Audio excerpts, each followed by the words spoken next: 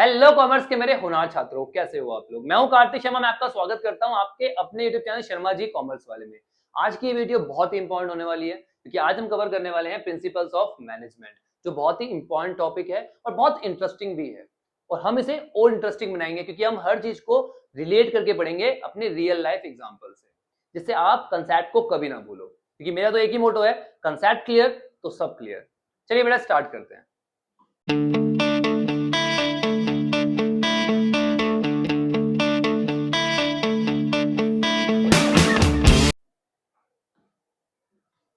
Principal, ये principal होता क्या है पहले समझ लो। प्रिंसिपल जो है ना बेटा, वो जनरल गाइडलाइंस होती है जो मैनेजर को गाइड करती है क्या करने के लिए, डिसीजंस लेने के लिए, जिससे वो ठीक तरीके से मैनेजमेंट कर पाए। सिंपल, ठीक है। तो principles is like a golden rule that guide how managers make decision, जो बताता है कि मैनेजर डिसीजन किस तरह से लेंगे। ये क्या होते हैं, ये रोड मैप प्रोवाइड करते हैं अच्छा मैनेजमेंट करने के लिए। किसको? मैनेजर को। सिंपल, बस यही है।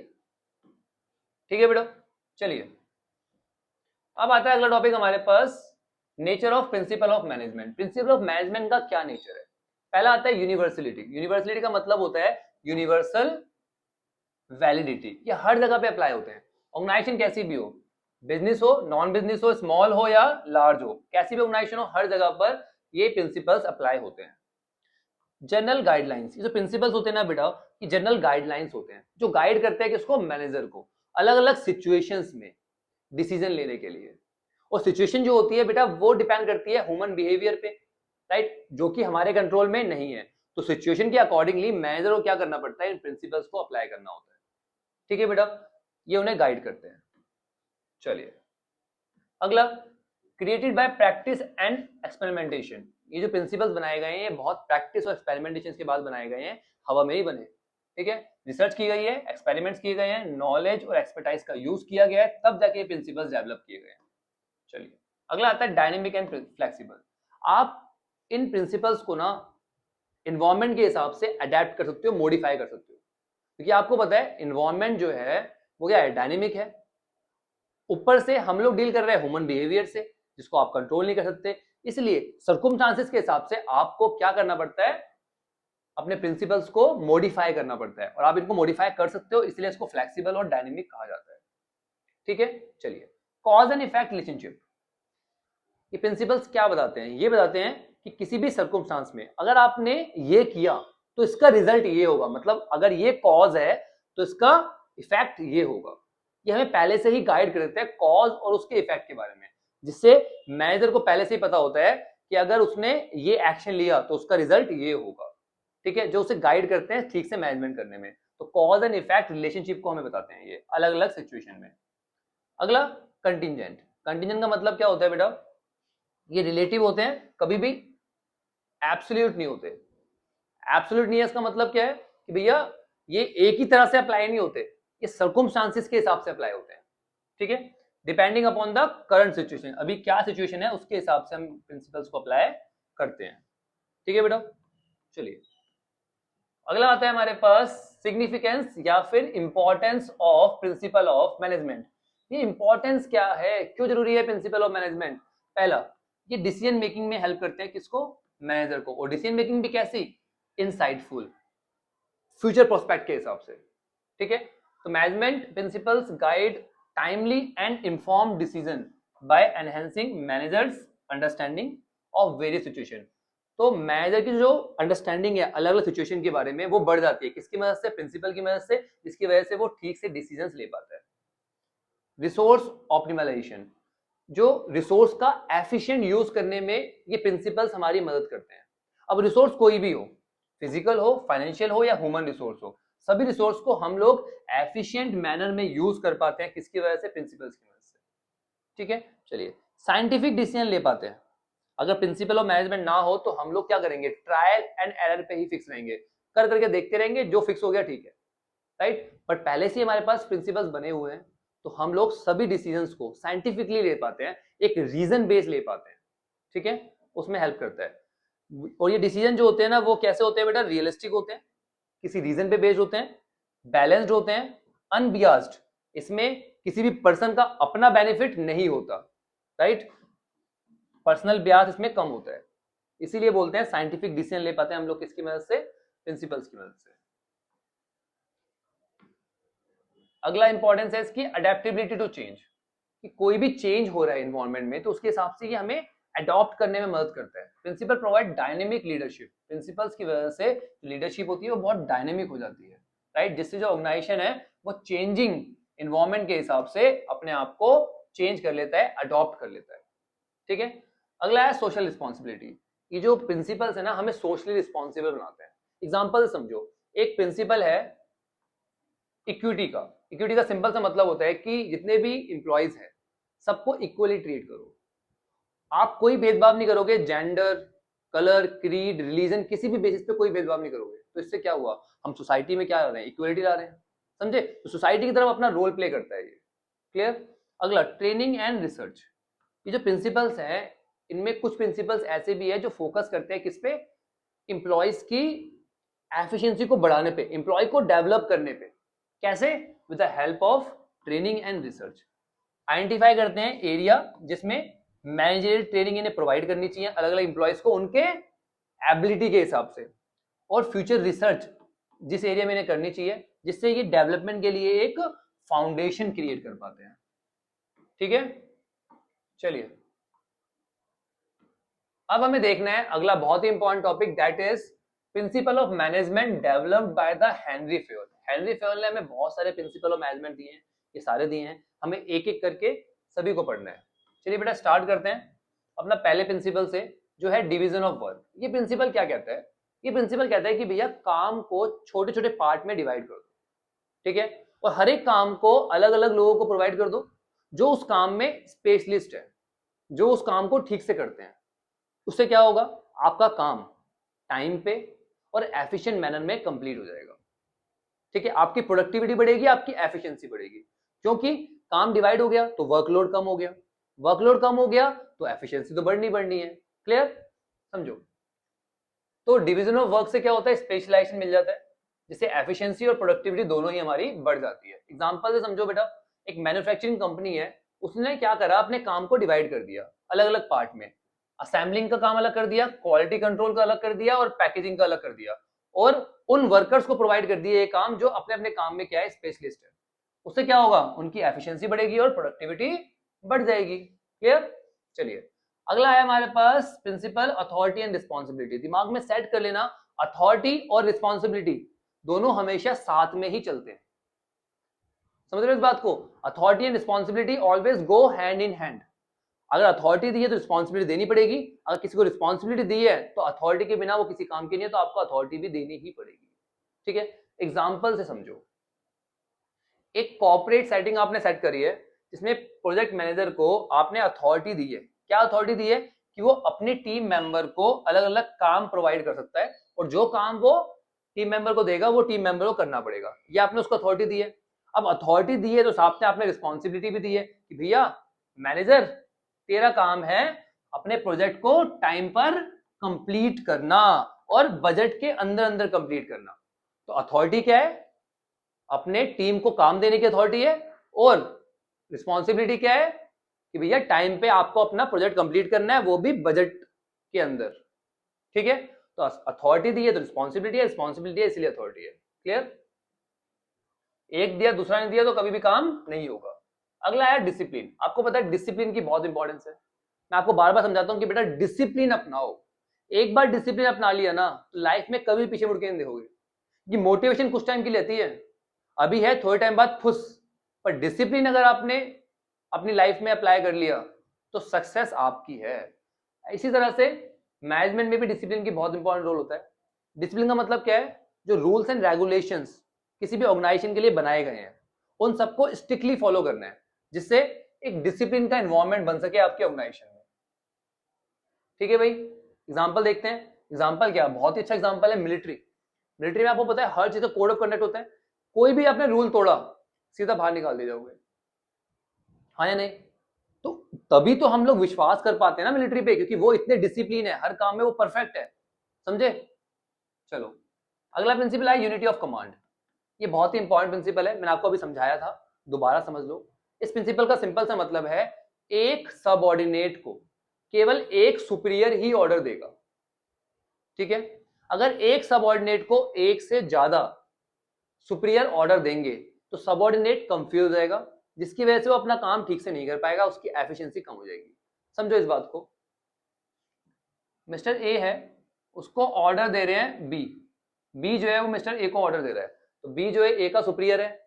यहां तक तो बहुत बढ़िया काम चल रहा है, दोनों के बीच में बहुत अच्छी बॉन्डिंग है, जो काम मिस्टर बी देते हैं ए फटाफट कर लेता है। अब क्या हुआ, मिस्टर सी आ गए, मिस्टर सी भी ए को ही काम बता रहे हैं। अब बेचारा ए परेशान है कि काम किसका पहले करूं, बी का करूं या सी का करूं, जिसकी वजह से वो कंफ्यूज रहता है, कभी ये उसको डांटता है, कभी ये उसको डांटता है, ये काम ठीक से कर ही नहीं पा रहा, क्योंकि इसको ऑर्डर दो दो लोगों से मिल रहा है, तो बड़ी कंफ्यूजन है, जिसकी वजह से ठीक से काम नहीं हो रहा है, इसकी एफिशिएंसी कम हो गई है। तो इसीलिए हमारा ये प्रिंसिपल बनाया गया है, ये कहता है कि भैया एक सबऑर्डिनेट को जो ऑर्डर मिलना है वो हमेशा एक सुपीरियर से मिलना चाहिए, दैट्स इट। क्लियर? चलो, each employ should receive order from the only one superior to avoid the confusion and complete. ठीक है, चलिए एग्जांपल दे रखा है, हॉस्पिटल में एक नर्स है, उसे डायरेक्टली रिपोर्ट करना होता है एक सुपरवाइजर को, किसको, केवल एक सुपरवाइजर को, या फिर जो भी वहां पे हेड नर्स है उसको, जिससे कोई कंफ्यूजन ना हो और वो ठीक से अपना काम कर सके। क्लियर हो गया बेटा? चलिए अगला आता है unity of direction. Unity of direction का सिंपल सा मतलब है, नाम से बता रहा है, यूनिटी ऑफ डायरेक्शन, डायरेक्शन सबकी एक होनी चाहिए, ठीक है। अब एक होने चाहिए का मतलब क्या है, all activities should be directed toward the same objective. जितने भी काम हो रहे हैं ऑर्गेनाइजेशन में, उन सबका ऑब्जेक्टिव क्या होना चाहिए, हमेशा सेम होना चाहिए। वो ऑब्जेक्टिव क्या होता है, ऑर्गेनाइजेशन का गोल। भैया जो भी काम हो रहे हैं करो, बहुत बढ़िया बात है, बट करने सारे एक ही टारगेट को अचीव करने के लिए है, वो है ऑर्गेनाइजेशन का गोल, दैट्स इट। ठीक है, और सिंपल करता हूं मैं इसको, या आप लिख के आना एग्जाम में, one group, one objective, one head और one plan. Unity of direction का सिंपल सा मतलब है, एक ग्रुप होगा, उस ग्रुप का ऑब्जेक्टिव सेम होगा, उसका जो हेड होगा, जो उस ग्रुप को लीड कर रहा है, वो भी एक होगा, और उनका प्लान भी एक होगा। क्लियर? एग्जांपल समझो, एक मार्केटिंग कैंपेन चला रहे हैं जिसमें सभी टीम मेंबर जो है वो वर्क कर रहे हैं। क्यों वर्क कर रहे हैं? उनके ऑब्जेक्टिव के लिए। ऑब्जेक्टिव क्या है? उनका जो ब्रांड है, जो उनका प्रोडक्ट है, उसकी ब्रांड वैल्यू को बढ़ाना, लोगों तक उसकी ब्रांड वैल्यू को पहुंचाना, बताना लोगों को कि भाई हमारा ये प्रोडक्ट है, सोशल मीडिया से या फिर अलग अलग तरीके से पहुंचाना, राइट। तो यहां पर लोग अलग अलग काम कर रहे हैं, पर सबका टारगेट क्या है, केवल एक, और वो टारगेट क्या है, अपने प्रोडक्ट की सेल बढ़ाना। ठीक है, लोगों को अवेयर करके अपने प्रोडक्ट के बारे में। क्लियर? कोई डाउट बेटा? चलिए अब आता है हमारे पास difference between unity of command and unity of direction. Unity of command, unity of direction में डिफरेंस होता है बेटा।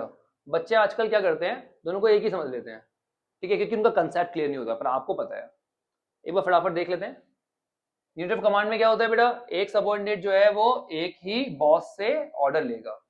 यूनिट डायरेक्शन में क्या होता है, हर एक जो भी ग्रुप ऑफ एक्टिविटी है उन सबका एक ही हेड होना चाहिए, एक ही प्लान होना चाहिए। याद है हमें तो? ठीक है, इसका एम क्या होता है बेटा, कि ड्यूल सबऑर्डिनेशन ना हो, एक से ज्यादा सबऑर्डिनेट ना हो, जिसकी वजह से कोई कंफ्यूजन ना हो। ठीक है, और ये ओवरलैपिंग ऑफ एक्टिविटीज, एक ही काम बार बार ना होता है, डुप्लीकेशन ऑफ वर्क उसको रोकता है ये। ठीक है, इसका इम्प्लीकेशन क्या होता है, केवल इंप्लॉय पे पड़ता है इसका इम्प्लीकेशन, इसका पूरा का पूरा जो इफेक्ट है वो किससे पड़ता है, ऑर्गेनाइजेशन पे। ठीक है, इजी। चलिए बेटा अगला प्रिंसिपल आता है हमारे पास, subordination of individual interest to the general interest. Simple word में पहले समझ लो कि भैया अगर आप एक ऐसे सिचुएशन में हो जहां पे आपको डिसीजन लेना पड़ रहा है कि अपना फायदा देखूं या ऑर्गेनाइजेशन का, तो आपको हमेशा ऑर्गेनाइजेशन के फायदे को देखना है, अपना फायदा हमेशा सेकेंडरी होगा, सबसे पहले ऑर्गेनाइजेशन है। ठीक है, चलिए तो क्या बोलता है ये, collective goal take precedence over the individual interest. अपने इंटरेस्ट से ऊपर कलेक्टिव इंटरेस्ट होना चाहिए हमेशा, मतलब ऑर्गेनाइजेशन का बेनिफिट होना चाहिए अपने इंटरेस्ट से पहले। एग्जांपल लेते हैं, मिस्टर ए को XYZ कंपनी में काम करते हैं मिस्टर ए, उनको उनकी राइवल कंपनी ने 1 करोड़ रुपए का ऑफर दिया मिस्टर ए को कि भैया आप XYZ कंपनी के सारे ट्रेड सीक्रेट हमें बता दो। ठीक है, जो भी सीक्रेट है वो हमें बता दो, हम आपको 1 करोड़ रुपए देंगे। तो भैया 1 करोड़ रुपए बहुत है, अच्छे अच्छे का दिमाग घूम जाए, आया नहीं। But according to principal mister A को क्या करना पड़ेगा, मिस्टर ए को क्या करना चाहिए, उन्हें कंप्लेन करने चाहिए राइवल कंपनी की, और उनका साथ नहीं देना चाहिए, अपनी कंपनी का बेनिफिट देखना चाहिए, क्योंकि अगर इन्होंने ट्रेड सीक्रेट दे दिए तो इनकी कंपनी तो खत्म हो जाएगी। तो अपने इंटरेस्ट से पहले कंपनी के बारे में इन्हें सोचना चाहिए। क्लियर? चलिए अगला प्रिंसिपल आता है रेम्यूनरेशन। ये बहुत ही सिंपल प्रिंसिपल है कि भैया एम्प्लॉय जितना काम कर रहे हैं उनको उनके काम के हिसाब से अच्छी सैलरी दो, अच्छा रेम्यूनरेशन दो, दैट्स इट। जिससे एम्प्लॉय हमेशा मोटिवेटेड रहे और ठीक से काम करे, उसकी प्रोडक्टिविटी हमेशा बढ़ती रहे। ठीक है, चलिए तो फेयर कंपनसेशन अगर आप दोगे तो एम्प्लॉय को मोटिवेशन मिलेगा और उसकी प्रोडक्टिविटी जो है वो बढ़ जाएगी। क्लियर? चलिए अगला है सेंट्रलाइजेशन एंड डिसेंट्रलाइजेशन। ये क्या बोलता है बेटा?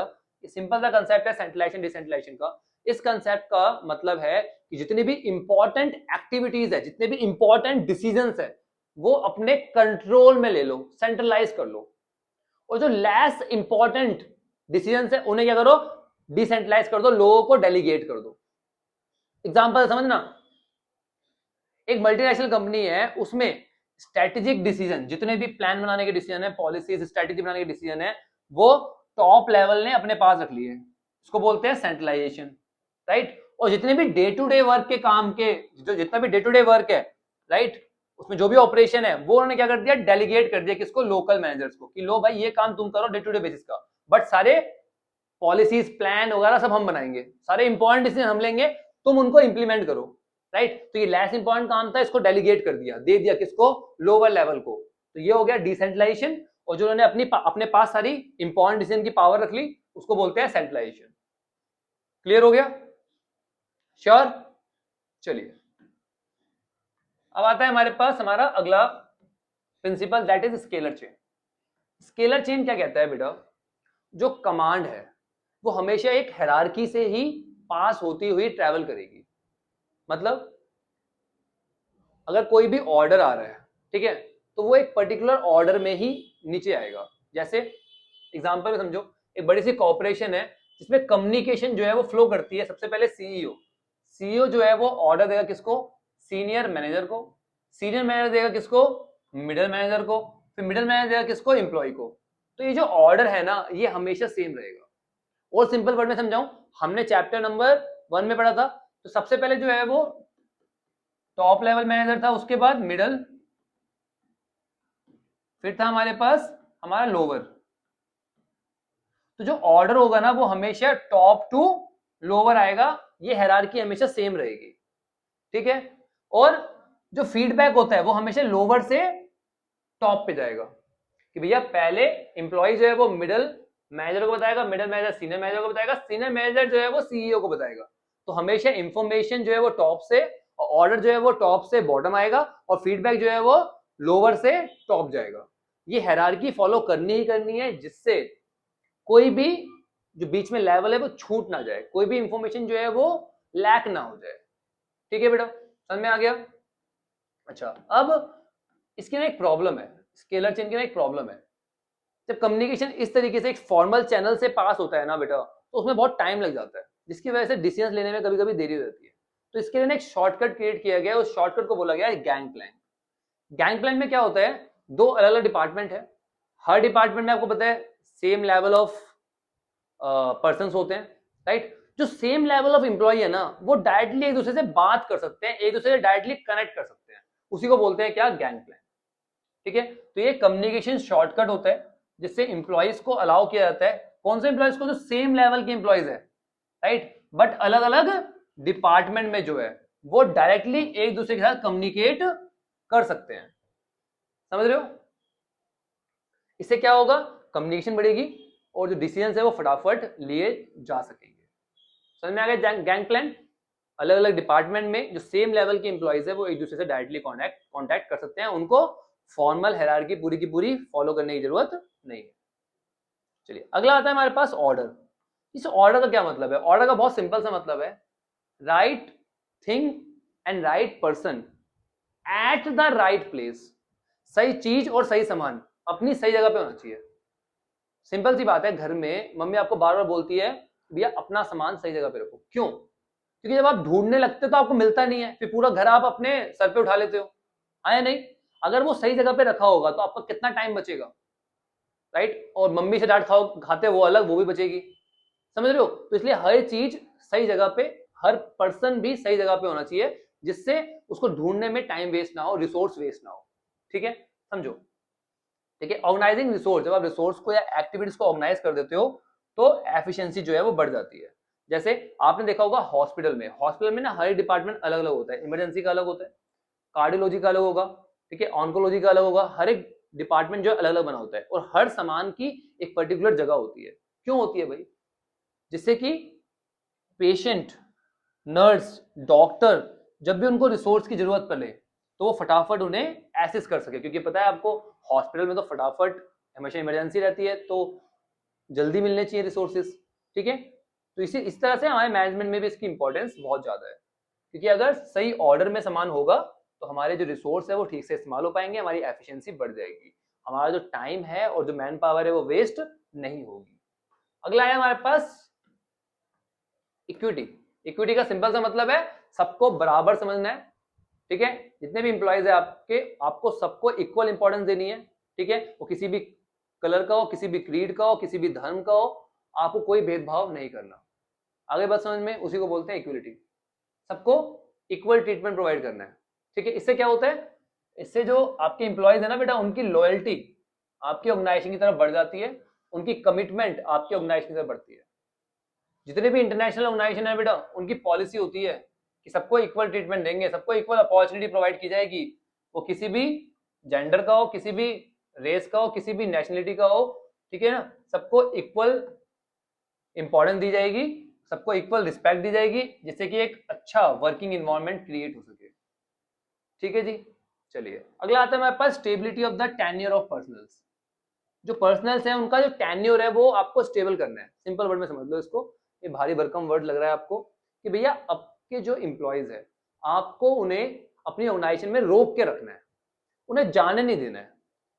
अगर आपके इंप्लॉय बार बार ऑर्गेनाइजेशन छोड़ के जाएंगे तो क्या होगा, इनस्टेबिलिटी, आपकी ऑर्गेनाइजेशन जो है वो इनस्टेबल हो जाएगी, आपको बार बार रिक्रूटमेंट करना पड़ेगा, बार बार नए इंप्लॉय रखने पड़ेंगे, उनको काम सिखाना पड़ेगा, उनका डेवलपमेंट करना पड़ेगा। यही काम करते रहोगे क्या, अपने बिजनेस पे का फोकस करोगे? तो इसीलिए आपके जो इंप्लॉइज है आपको उन्हें रिटेन करना है, और रिटेन कैसे भी करना पड़े, ठीक है ना। आपको उन्हें अच्छी सैलरी देनी पड़े, अपॉर्चुनिटीज प्रोवाइड करनी पड़े, ठीक है ना, जैसे में करना पड़े बस करना है। एग्जाम्पल दे रखा है यूनिवर्सिटी में, किसी भी यूनिवर्सिटी में या फिर स्कूल में हमेशा फोकस किया जाता है जो पुराने टीचर्स है, जो एक्सपीरियंस टीचर्स है, जो एक्सपीरियंस प्रोफेसर्स है, उन्हें ना जाना दिया जाए। उनकी सैलरी, वो जितनी सैलरी मांगते हैं उनकी सैलरी उतनी बढ़ा दी जाती है। क्यों बढ़ा दी जाती है भाई? क्योंकि वो बहुत एक्सपीरियंस है, उनसे नाम चल रहा है, वो बेस है इसका, उस ऑर्गेनाइजेशन का, उस इंस्टीट्यूट का, ठीक है। चलिए अगला आता है बेटा इनिशिएटिव। इनिशिएटिव का मतलब क्या है? इनिशिएटिव का सिंपल सा मतलब है कि भैया मोटिवेट करो किसको, इंप्लॉइज को, कि वो इनिशिएट ले। इनिशिएट किस में ले? मैनेजमेंट में। इनिशिएट किस में ले? ऑर्गेनाइजेशन के गोल को अचीव करने में। इनिशिएट किस में ले? नई नई टेक्नोलॉजी को अडॉप्ट करने में। इनिशिएट ले, नए नए आइडियाज लेके आए, समझ रहे हो, इसी को बोलते हैं इनिशिएट। तो इंप्लॉइज को एंकरेज करना टू टेक इनिशिएटिव, कि भैया वो इनिशिएटिव लें, इनोवेट करें, जिससे बेनिफिट हो किसको, ऑर्गेनाइजेशन को, ठीक है जी। रियल लाइफ एग्जांपल लेते हैं, जब भी स्टार्टअप होता है ना, इंप्लॉइज को एंकरेज किया जाता है, हर इंप्लॉय को एंकरेज किया जाता है कि नए नए आइडियाज लेके आओ, हर एक के आइडियाज को सुना जाता है, राइट। और इंप्लॉइज को मोटिवेट किया जाता है कि ना अलग अलग प्रोजेक्ट का चार्ज लो। जब इंप्लॉय आगे से आके चार्ज लेता है ना बेटा, तो अपने आप वो काम करने के लिए मोटिवेटेड रहता है, ठीक से काम करता है, ऑर्गेनाइजेशन गोल अचीव होता है, ठीक है बेटा, कोई डाउट? एक कल्चर बन जाता है किसका, प्रॉब्लम सॉल्विंग का। भैया प्रॉब्लम्स आ भी तो ठीक है, जब मोटिवेटेड इंप्लॉय होंगे ना आपके पास, तो आपके पास कोई भी प्रॉब्लम टिकने नहीं वाली है, ऐसे सॉल्व हो जाएगी, ठीक है। चलिए अगला आया Spirit D crop. Spirit D crop का सिंपल सा मतलब है टीम स्पिरिट क्रिएट करना। क्या करना? टीम स्पिरिट क्रिएट करना। जितने भी आपकी जो भी टीम में मेंबर्स है, उन सबके अंदर एक होना चाहिए कि यार हम सब एक है, हम सब मिलकर इस काम को कर लेंगे। ये स्पिरिट क्रिएट करनी है आपको अपने एम्प्लॉयज के अंदर, ठीक है। यूनिटी क्रिएट करनी है, promoting team spirit and unity among the employees, ठीक है, जिससे एक पॉजिटिव वर्किंग एनवायरनमेंट बनता है। एग्जांपल देता हूं मैं इसका, जब भी आपको टीम स्पिरिट क्रिएट करनी है ना, तो आप क्या बोलोगे? आप बोलोगे कि हम कर सकते हैं। आप कभी भी ये मत बोलना कि मैं कर सकता हूं। मैं हमेशा ये बोलता हूं हम मिलके इस चैनल को ग्रो करेंगे, बहुत आगे तक लेके जाएंगे। हम मिलके आपके maximum marks 300 out of 300 provide करेंगे, दिला के रहेंगे आपको 300 आउट ऑफ 300। मैं ये नहीं बोलता मैं कर सकता हूं, हम मिलके करेंगे तभी तो पॉसिबल है। तो मैं की जगह हमेशा हम का इस्तेमाल करो, ठीक है बेटा। चलिए ये हो गया हमारे पास हमारे प्रिंसिपल्स। चलिए अगला आता है हमारे पास बेटा principles of scientific management. Scientific management के जो हमारे प्रिंसिपल्स है वो हमें प्रोवाइड किए हैं किसने, हमारे टेलर साहब ने। ठीक है बेटा, चलो एक एक करके देखते हैं प्रिंसिपल्स। पहला प्रिंसिपल आता है science not rule of thumb. ये प्रिंसिपल कहता है कि भैया किसी भी डिसीजन को लेने के लिए आप साइंटिफिकली सोचो, साइंटिफिकली डिसीजन लो। ठीक है, आप ट्रायल एंड एरर पे बेस मत रहो, आप तुक्के मत लगाओ, गैस वर्क मत करो, हर चीज को साइंटिफिकली सोचो तब डिसीजन लो। ठीक है, तो रिप्लेस द गैस वर्क, कहता है कि गैस मत करो, साइंटिफिक मेथड यूज करो किसी भी काम को करने के लिए। ठीक है, क्लियर। रियल लाइफ एग्जांपल लेते हैं बेटा, जैसे मैकडी है, मैकडोनल्ड है, ठीक है ना, ये हर एक टास्क को ना साइंटिफिकली परफॉर्म करते हैं बेटा। हर टास्क को इनकी हर चीज फिक्स होती है कि जो पेटी है वो कितनी देर तक तो रोस्ट की जाएगी, बर्गर बनने में कितना टाइम लगेगा, एक कोल्ड ड्रिंक का ग्लास फिल होने में कितना टाइम लगेगा। हर चीज को इन्होंने साइंटिफिकली फिक्स कर रखा है, हर चीज का इन्होंने साइंटिफिकली स्टैंडर्ड बना रखा है, जिससे इनकी एफिशिएंसी जो है वो मैक्सिमम है। अरे बस समझ में। तो ये मूवमेंट वगैरह जो होती है ना, जो वेस्टफुल मूवमेंट होती है उसको खत्म कर देते हैं और मैक्सिमम आउटपुट निकलता है। आपको पता तभी तो मैकडी जो है वो इतने प्रॉफिट में जा रहा है, समझे, क्योंकि यहाँ पे ये हर एक डिसीजन को लेने के लिए साइंस का इस्तेमाल करता है, साइंटिफिक डिसीजन लेते हैं। ठीक है, चलिए, तुक्के नहीं लगाने, साइंटिफिकली डिसीजन लेने हैं, सारे काम साइंटिफिकली करने हैं। चलिए अगला है हमारे पास हार्मोनी नॉट डिसगार्ड। हार्मोनी नॉट डिसगार्ड का सिंपल सा मतलब है एंकरेज करो cooperation between management and workers. Management और वर्कर दोनों की सोच को चेंज करो, दोनों के अंदर मेंटल रिवोल्यूशन लाओ। मेंटल रिवोल्यूशन समझाऊंगा मैं आगे। मेंटल रिवोल्यूशन मतलब उनकी सोच को चेंज करो, इस तरह से चेंज करो कि वो एक दूसरे को सपोर्ट करे, एक दूसरे के साथ कॉपरेट करे। जब वो एक दूसरे के साथ कॉपरेट करेंगे तो क्या होगा, ऑर्गेनाइजेशन का गोल अचीव होगा। समझ रहे हो इस बात को। एग्जांपल समझो, फायदा दोनों का होगा इसमें, मैनेजमेंट का भी फायदा होगा और वर्कर का भी फायदा होगा अगर दोनों एक दूसरे से कॉपरेट करेंगे तो। एग्जांपल समझो, फोर्ड। फोर्ड ने क्या करा, स्टैंडर्डाइज टूल कर दिए, इक्विपमेंट, टूल और इक्विपमेंट सबको स्टैंडर्डाइज कर दिया, मतलब एक स्टैंडर्ड सेट कर दिया हर एक काम के लिए, हर एक काम को करने का एक पर्टिकुलर मेथड बना दिया। ठीक है, जो हर एक को फॉलो करना है। ठीक है, अब वो स्टैंडर्ड जब बन गया उससे क्या हुआ, जो वेरिएबिलिटी और इनकंसिस्टेंसी थी वो खत्म हो गई, राइट, और एक हार्मोनी का एनवायरनमेंट बन गया जिसमें सब एक दूसरे को क्या कर रहे हैं, कॉपरेट कर रहे हैं, क्योंकि सबको एक ही काम करना है, सबको एक तरीके से काम करना है। अब कंफ्लिक्ट रहा ही नहीं, कोई लड़ाई झगड़ा रहा ही नहीं, तो क्या बन गया, एक हार्मोनी बन गई उनके बीच में। आई बात समझ में, क्योंकि सभी वर्कर जो है सेम प्रोसीजर फॉलो कर रहे थे, जिससे कंफ्लिक्ट कम हो गए और उनकी एफिशिएंसी जो है वो बढ़ गई। तो सिंपल सी बात है, आप किसी भी तरीके से करो, बट आपको करना क्या है, कॉपरेशन बढ़ाना है, किसके बीच में, मैनेजमेंट और वर्कर के बीच में, जिससे दोनों मिलकर काम करें और दोनों के बेनिफिट के लिए काम हो। That's it. चलो अगला है हमारे पास कॉपरेशन नॉट इंडिविजुअलिज्म। ये क्या बोलता है, ये भी फोकस करता है किस पे, टीम वर्क पे। ठीक है, टीम वर्क पे फोकस करता है कि भैया टीम बना के काम करो, एज ए टीम काम करो, सभी लोग मिलके काम करो।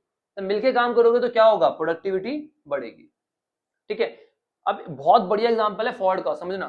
फोर्ड ने क्या करा, एम्प्लॉयज को मोटिवेट करने के लिए, एम्प्लॉयज को अपनी टीम में लेने के लिए क्या किया, उन्हें बोला कि भैया जितना भी प्रॉफिट होगा, जितना भी प्रॉफिट होगा उसका कुछ शेयर एम्प्लॉयज को दिया जाएगा।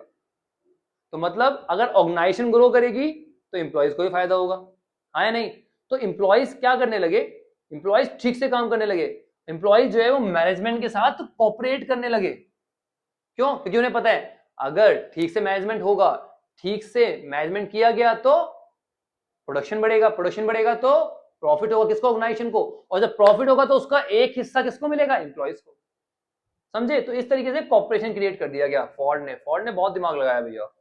आई बात समझ में, दोनों को बेनिफिट हुआ, कंपनी को भी और एम्प्लॉय को भी। तो कॉर्पोरेशन क्रिएट करना है आपको जिससे एफिशिएंसी बढ़ सके और ऑर्गेनाइजेशन का ऑब्जेक्टिव अचीव हो सके। ठीक है, चलिए अगला है डेवलपमेंट ऑफ ईच पर्सनल।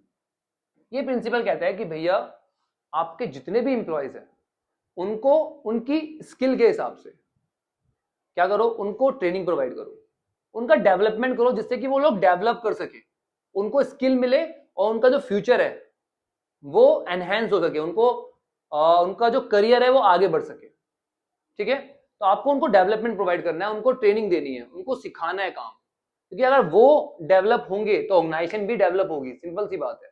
ठीक है, तो train and develop worker to achieve their maximum efficiency. Simple word में कि भैया वर्कर को ट्रेन करो जिससे कि वो अपनी मैक्सिमम एफिशिएंसी जितना बढ़िया कर सकते हैं लाइफ में उतना बढ़िया कर पाए। ठीक है, रियल लाइफ एग्जांपल लेते हैं, वही फोर्ड का एग्जांपल है। फोर्ड हमेशा क्या इंश्योर करता है कि वर्कर जो है ना वो अपना टास्क जो है वो मैक्सिमम एफिशिएंसी से परफॉर्म करे, जिसके लिए वो क्या करता है बेटा, उनको ट्रेन करता है। क्या करता है, अलग अलग स्पेसिफिक टास्क में उनको ट्रेन करता है, राइट, जिसमें उनका रोल सबसे बढ़िया होता है। ठीक है ना, उसमें उनको ट्रेन किया जाता है जिससे उनकी प्रोडक्टिविटी बढ़ती है और आने वाले टाइम में उनकी वेजेस भी बढ़ती है, जिससे वो हमेशा मोटिवेटेड रहते हैं और अपने टास्क को, अपने काम को ठीक से करते हैं। ठीक है बेटा, तो डेवलपमेंट का मतलब क्या है, पहले तो आइडेंटिफाई करो कि किस एरिया में कौन सा एम्प्लॉय अच्छा है, उसको उस एरिया में ट्रेनिंग प्रोवाइड करो जिससे उसको करियर बढ़े, वो मोटिवेटेड रहे और हमारा काम भी ऑर्गेनाइजेशन का बहुत अच्छी तरीके से करता रहे। ठीक है, चलिए अगला आता है बेटा फंक्शनल फोरमैनशिप। ये बहुत ही इजी कंसेप्ट है, बस बहुत ही इंपॉर्टेंट कंसेप्ट है। ये मैनेजमेंट की एक ऐसी टेक्निक है जिसमें हम लोग प्रोडक्शन को प्लानिंग से अलग कर देते हैं। प्रोडक्शन अलग, प्लानिंग अलग, समझो। Functional foremanship is a management technique that involve separating the planning and execution. Planning और एग्जीक्यूशन दोनों को अलग अलग कर दिया, मतलब प्लानिंग को और प्रोडक्शन को अलग अलग कर दिया। ठीक है, इस सिस्टम में क्या करते हैं हम लोग, 8 स्पेशलाइज्ड प्रोफेशनल्स हम लोग अलॉट करते हैं इसमें, 4 प्लानिंग के लिए और 4 एग्जीक्यूशन मतलब प्रोडक्शन के लिए। ठीक है, जो सुपरवाइज करते हैं, कोऑर्डिनेट करते हैं, ठीक है, सभी वर्कर्स को, जिससे कि उनका काम जो है वो ठीक तरीके से होता रहे। चलिए तो प्लानिंग वाले देखते हैं बेटा, प्लानिंग में कौन कौन से इंचार्ज है। प्लानिंग में पहला आता है रूट क्लर्क। रूट क्लर्क का काम क्या होता है बेटा, स्पेसिफाई करना। क्या स्पेसिफाई करना, सीक्वेंस और रूट प्रोडक्शन, कि भैया प्रोडक्शन होगा तो कैसे होगा, सीक्वेंस क्या रहेगा, पहले कौन सा काम होगा, फिर कौन सा काम होगा, फिर कौन सा काम होगा। अरे बस समझ में, रूट बताता है ये, किसी भी चीज को प्रोड्यूस करने के लिए किस किस स्टेप से गुजरना पड़ेगा वो बताता है ये। ठीक है, स्पेसिफाई करता है उसको। दूसरा इंस्ट्रक्शन कार्ड क्लर्क। ये जो क्लर्क होता है इसका सिंपल सा काम होता है कि भैया एम्प्लॉयज को इंस्ट्रक्शन देते रहो। एम्प्लॉयज को इंस्ट्रक्शन देना बहुत जरूरी होता है कि भैया काम ऐसे नहीं ऐसे होगा, समझ रहे हो, वो काम करता है कौन, इंस्ट्रक्शन कार्ड क्लर्क। दूसरा टाइम एंड कॉस्ट क्लर्क। ये टाइम और कॉस्ट शीट बनाता है कि किसी भी काम को करने के लिए पर्टिकुलर कितना टाइम लगना चाहिए और कितनी लागत लगनी चाहिए, ये वो प्रिपेयर करता है। इसके बाद शॉप डिसिप्लिनरी। ये शॉप डिसिप्लिनरी है, इसका काम क्या होता है, डिसिप्लिन मेंटेन करना, राइट, और जो रूल्स एंड रेगुलेशन ऑर्गेनाइजेशन के बने हुए हैं वर्कर्स को उनको फॉलो करने पे मजबूर करना, वर्कर्स से उन्हें अप्लाई करवाना। ठीक है, मतलब सिंपल वर्ड में एक डिसिप्लिन मेंटेन करता है, कहां पर, वर्कर्स के बीच में। ठीक है, जिससे वर्कर ठीक से काम करें। अगला प्रोडक्शन इंचार्ज। प्रोडक्शन इंचार्ज कौन है बेटा, पहला है गैंग बॉस। गैंग बॉस का काम होता है बेटा जितने भी टूल्स है और जो भी मशीनरी है प्रोडक्शन के लिए, किसी भी ऑपरेशन के, जो भी आपका ऑर्गेनाइजेशन ऑपरेशन करती है उसमें जो जो टूल्स लगेंगे, जो जो मशीनरी लगेगी, उन सबको रेडी करना, रेडी करके बिल्कुल तैयार रखना जिससे प्रोडक्शन हो सके। ठीक है, उसको लेके आना, परचेज करना, उसको इंस्टॉल करना, सारे काम इसके हैं। Speed boss. स्पीड बॉस का मतलब क्या है, ये क्या काम करता है बेटा, ये रिस्पॉन्सिबल होता है किसके लिए, टाइमली और एक्यूरेटली काम को करने के लिए। ठीक है, तो स्पीड बॉय इज रिस्पॉन्सिबल कि भैया टाइमली काम कंप्लीट हो जाए और एक्यूरेट मैनर में काम कंप्लीट हो जाए। रिपेयर बॉस, जो टूल और मशीनरी गैंग बॉस लेके आया था ऑपरेशन के लिए, जो उसने रेडी किए थे, उनको प्रॉपर कंडीशन में रखना, ये काम होता है किसका, रिपेयर बॉक्स का। रिपेयर बॉक्स का काम होता है कि भैया कुछ भी टूट फूट नहीं होनी चाहिए, ये ना हो कि मशीनरी चलते चलते बंद हो रही है, टाइम से ही पहले उसको रिपेयर करते रहो, उसकी सर्विसिंग करते रहो, वो सब काम किसका है, रिपेयर बॉक्स का। इंस्पेक्टर। इंस्पेक्टर का सिंपल सा काम होता है कि जो काम हो रहा है उसकी क्वालिटी को चेक करना, कि जो स्टैंडर्ड क्वालिटी हमने सेट की है, हमारा जो प्रोडक्ट बन रहा है वो उस क्वालिटी से ऊपर बन रहा है ना बन रहा, अगर नहीं बन रहा तो रीजन ढूंढे और ठीक करें उसे। ठीक है, चलिए अगला आता है हमारे पास standardisation and simplification of work. बेटा जो काम है ना आपका, आपको हमेशा उसको क्या करना चाहिए कि स्टैंडर्ड सेट कर लेना चाहिए। स्टैंडर्ड सेट करने का मतलब क्या होता है बेटा, एक मिनिमम क्वालिटी मेजर बना लेना चाहिए कि भैया इतना तो हमें चाहिए ही चाहिए। मैं वीडियो जब भी बनाता हूँ तो मैं उसको मान के चलता हूँ कि मुझे इस लेवल से ऊपर की वीडियो बनानी है, मैंने एक स्टैंडर्ड सेट कर रखा है अपना, ठीक है। तो ऐसी ऑर्गेनाइजेशन में भी स्टैंडर्ड सेट किया जाता है, ठीक है। हर एक बिजनेस एक्टिविटी के लिए आपको एक स्टैंडर्ड सेट कर लेना है, क्योंकि पर्टिकुलर स्टैंडर्ड से नीचे कोई भी चीज होगी तो वो चलेगी नहीं, ठीक है। चलिए, सिंप्लीफिकेशन, आपको अपने काम को हमेशा सिंपल रखना है। सिंपल रखने का सिंपल सा मतलब है जो अननेसेसरी प्रोडक्ट और अननेसेसरी सर्विस आप प्रोवाइड कर रहे हो वो सब खत्म कर दो। भैया आपने देखा होगा, कुछ पर्टिकुलर शॉप देखी होगी आपने ना आपके आसपास, जो कुछ ही आइटम में डील करते हैं, कुछ ही सामान बेचते हैं, पर वो सामान उनसे अच्छा कोई नहीं बेचता। क्यों? क्योंकि वो उस पर फोकस कर पा रहे हैं, समझ रहे हो। तो जो फालतू की एक्टिविटीज है, फालतू के प्रोडक्ट्स है, उन सबको हटा दो, अपने काम को बिल्कुल सिंपल रखो। क्या होगा इससे? पैसा बचेगा लेबर पे, मशीन, टूल, इन सब पे आपका पैसा जो है वो बचेगा, और आपके जो इक्विपमेंट है वो ठीक से यूज हो पाएंगे, और आपका जो टर्नओवर, आपकी जो सेल है वो बढ़ पाएगी। चलो तो रियल लाइफ एग्जांपल समझते हैं, स्टैंडर्डाइजेशन और सिंप्लीफिकेशन। मैगडी का एग्जांपल लेते हैं। मैगडी ने क्या किया, हर चीज का स्टैंडर्डाइजेशन कर दिया, हर चीज का उनका स्टैंडर्ड है। बट उनके मेन्यू में जितनी भी रेसिपी है ना, जितने भी उनके आइटम है मेन्यू में, उन सबकी जो रेसिपी है वो बिल्कुल फिक्स है, वो उस तरीके से ही बनेगी, इसीलिए उसका टेस्ट कभी चेंज नहीं होता, नहीं होता ना। उनका प्रेजेंटेशन का तरीका भी बिल्कुल सेम रहेगा, कितने टाइम तक किसी भी चीज को कुक करना है वो भी उनका फिक्स है हर चीज। तो हर चीज का स्टैंडर्ड सेट कर रखा है, जिससे उनका काम जो है वो इफेक्टिवली हो रहा है। सिमिलरली उन्होंने अपने काम को सिंप्लीफाई कर दिया। सिंप्लीफाई कैसे कर दिया? पहले इनके मेन्यू में बहुत सारे आइटम थे, वो समझ नहीं रहे थे इनसे, जिसकी वजह से इनके ऑर्डर जो है वो लेट हो रहे थे। तो उन्होंने क्या किया, वो प्रोडक्ट जो उनके कम बिकते थे उन सबको हटा दिया, अपने मेन प्रोडक्ट पे फोकस किया, जिसकी वजह से इनका एफिशिएंसी बहुत बढ़ गई। और साथ में इन्होंने क्या कर दिया, ऑटोमेशन कर दिया। ऑटोमेशन मतलब मशीनरीज लगा दी, तो ह्यूमन एरर जो पहले हो रही थी वो भी नहीं होगी, काम और सिंपल हो गया, समझे। तो इस तरीके से इन्होंने एफिशिएंसी अचीव की और इतनी बड़ी कंपनी बनी। अब आता है हमारे पास वर्क स्टडी टेक्निक्स, ठीक है बेटा। कुछ टेक्निक्स है जिसमें हमें वर्क स्टडी करनी है, इसमें अलग अलग टेक्निक है। पहली टेक्निक है मेथड स्टडी। मेथड स्टडी क्या बोलता है बेटा, कि भैया बेस्ट वे ढूंढो किसी भी काम को करने का। किसी भी काम को करने के बहुत सारे तरीके होते हैं, आपको उसमें से बेस्ट आइडेंटिफाई करना है। उससे क्या होगा, क्या बेनिफिट होगा?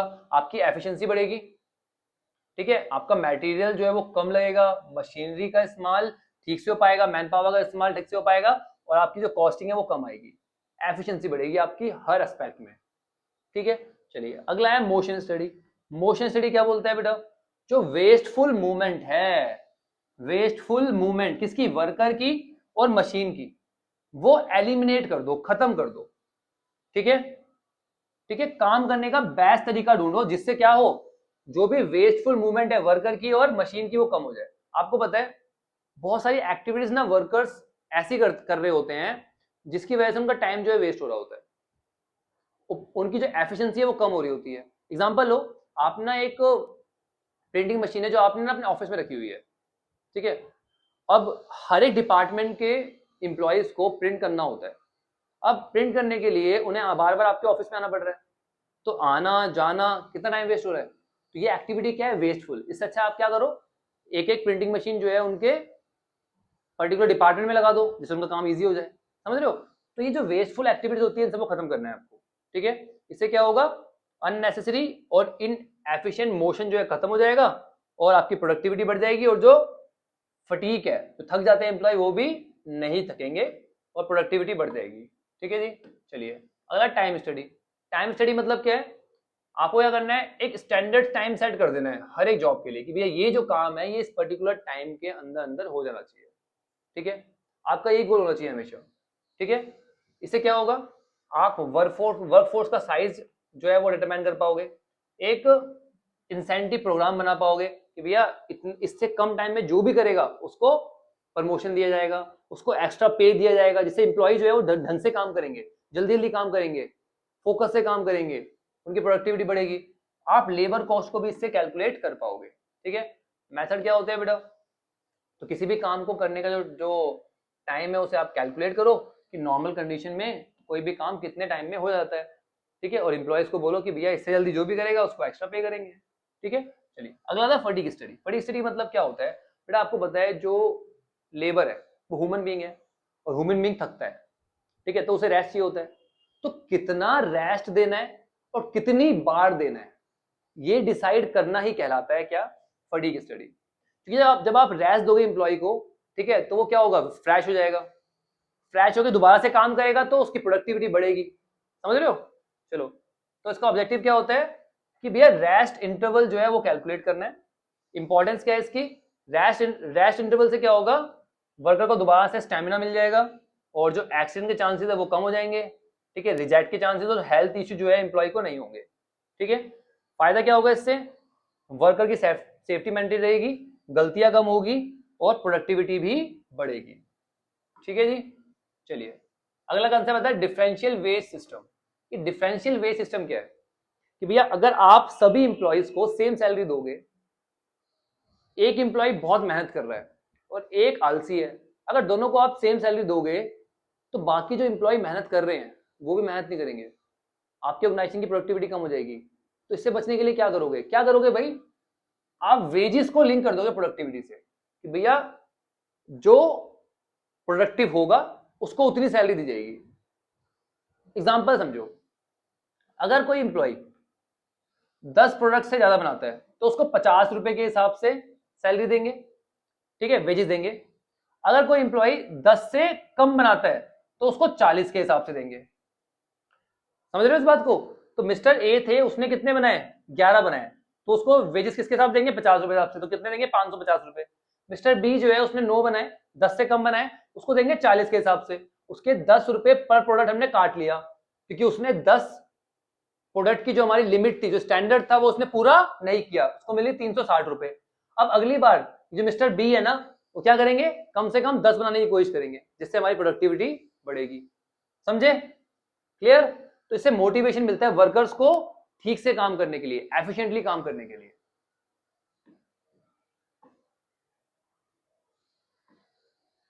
अगला है मेंटल रिवोल्यूशन।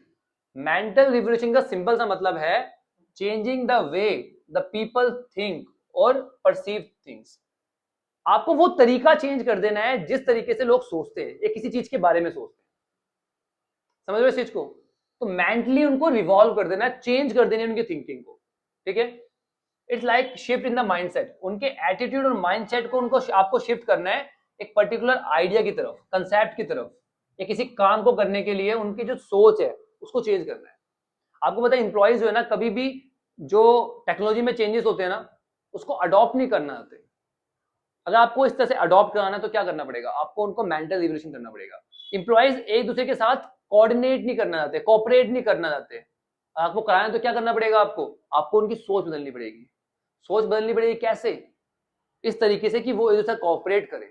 अरे बस समझ में, जो आप काम कराना चाहते हो उसके लिए उनकी सोच को चेंज करना पड़ेगा, उनके एटीट्यूड को चेंज करना पड़ेगा, वही आता है मेंटल रिवोल्यूशन। और ये बहुत जरूरी होता है, इसके बिना कोई भी ऑर्गेनाइजेशन सक्सेसफुल हो ही नहीं सकती, ठीक है जी।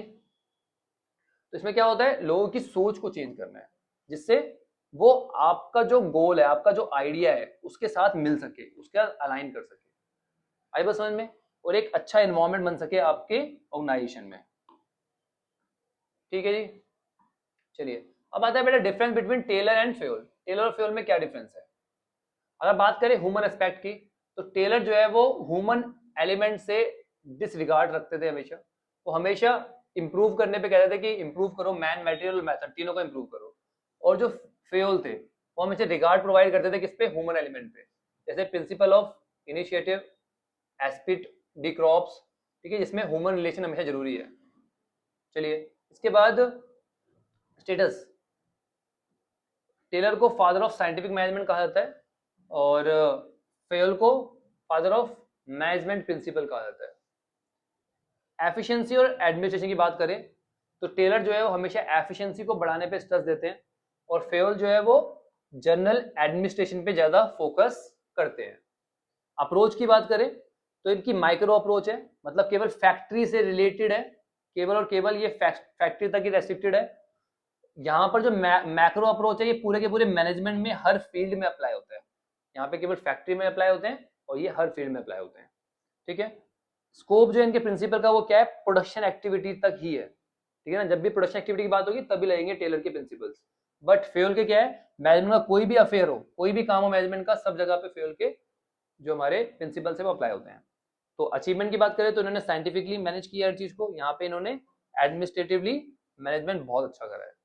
ठीक है बेटा, so that's it with our video. I hope सभी कंसेप्ट क्लियर हो गए हैं। फिर भी कोई डाउट हो तो कमेंट सेक्शन खुला हुआ है, वहां पे कमेंट करके जरूर बताना, मैं उस पर्टिकुलर टॉपिक पे अलग से वीडियो बना दूंगा। और हाँ, सभी कंसेप्ट क्लियर है तो कमेंट में ऑल क्लियर जरूर लिखना, मुझे भी तो पता लगना चाहिए ना। चैनल को अभी तक सब्सक्राइब नहीं किया, सब्सक्राइब कर लो, क्योंकि यहाँ पर आपको अकाउंट्स, इकोनॉमिक्स और बिजनेस स्टडीज बिल्कुल सेम मैनर में पढ़ाई जाएगी। इन 3 सब्जेक्ट की जिम्मेदारी आपके भाई की है। चलिए मिलते हैं नेक्स्ट वीडियो में, तब तक के लिए take care, bye bye, study hard.